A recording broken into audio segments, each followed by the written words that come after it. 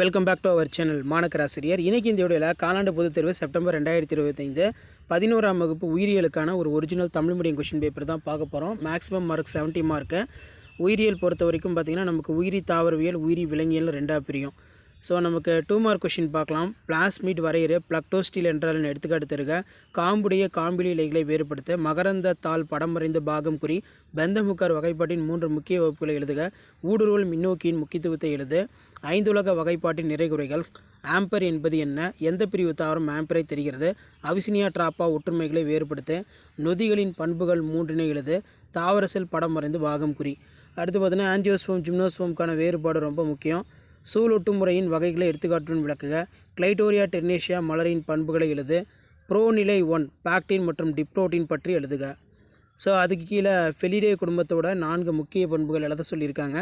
Next கணுக்காலில் காணப்படும் கழிவு நீக்க உறுப்புகள் யாவை, ரத்தம் ஏன் தனித்துவ இணைப்பு திசை என்று அழைக்கப்படுகிறது, தவளைக்கும் தேரைக்கும் இடையே உள்ள வேறுபாடுகள் ஏதேனும் 4, சிறுநீர் வெளியேற்றம் என்றால் என்ன, கரப்பாம்பூச்சி தீங்கு உயிரி ஏன் என அழைக்கிறோம், பித்த நீரில் செரிமான நொதிகள் இல்லை இருந்தும் செரித்தலில் முக்கியத்துவம் பெறுகிறது ஏன், மெட்ஹீமோகுளோபின் என்றால் என்ன, இரத்த குழாயின் சுவர் பகுதியில் காணப்படும் அடுக்குகள், சிறுநீரகத்தின் நீளோட்ட தோற்றம் படம் வரைந்து பாகம் குறி கிட்னி டயக்ராம், சமச்சீர் என்றால் என்ன, அதன் வகைகள் பற்றி எழுது, மண்புழுவின் செரிமான மண்டலம் பற்றி விளக்குக, இரத்தம் முறைதல் என்றால் என்ன, இரத்த முறைதலை விளக்கும் தொடர் வரைபடம் வரைக, உட்சுவாசம் மற்றும் வெளிசுவாசம் நடைபெறும் நிகழ்வினை அட்டவணைப்படுத்துக. ஒரு முக்கியமான கொஷின், நல்லா படிச்சுட்டு போங்க. ஸோ அப்லோட் பண்ணக்கூடிய கொஷின் எல்லாமே ரொம்ப இம்பார்ட்டன்ட். தமிழ் மீடியத்துக்குன்னு சொல்லி நம்ம தான் அதிகமாக கொஷின் பேப்பர் அப்டேட் பண்ணிகிட்ருக்கோம், ஷார்ட்ஸ்லையும் அப்டேட் பண்ணிகிட்ருக்கோம், மெயின் வீடியோவில் அப்டேட் பண்ணிகிட்ருக்கோம்.